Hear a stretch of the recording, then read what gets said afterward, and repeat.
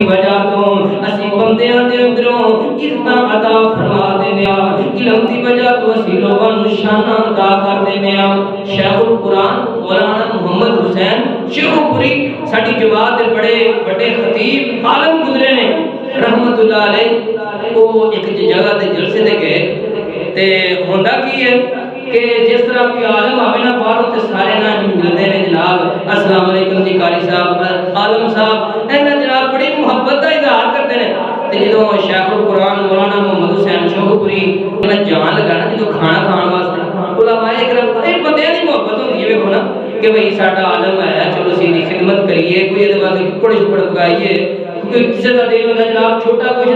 مولانا محمد حسین Shekau پوری صاحب آتے ہیں کہ میں نو جڑے انتظامیہ رہنا انہاں آکھیا آؤ جی آ کے روٹی کھا لو کہ جڑے بندے ملن والے سن انہاں دے اندر ایک پاپا بولیا تے آندا ہے مولوی ککڑ کھان چلے بھائی مولوی ککڑ کھان چلے ہونا مولانا محمد حسین شیخو پوری صاحب آتے ہیں میں سن لیا میں کہا بابا جی تسی کہ آ جاؤ کھا لو ککڑ رل کے کھانے آندے بابا جی میں ککڑ کھادا روٹی کھادی تے اسی اسٹیج تے جا کے بیٹھ کے جدوں تقریر دی باری آئی نا تے میں اسٹیج سیکرٹری نوں آکھیا کہ ہن گل اے کہ ککڑ کلا میں نہیں کھادا ککڑ کلا میں نہیں کھادا بابے نے بھی ککڑ کھادا تے انج کرو کہ میری تقریر تو پہلو بابے نے بھی 5 منٹ ٹائم دیو تے بابے نے آکھیا یہ کام پڑے بڑا اوکھا کام جی میریاں تے لتاں کم جاندیاں اے بڑا بڑا کام ہے یہ میرے کول نہیں ہونا تے مولانا صاحب آندے بابا جی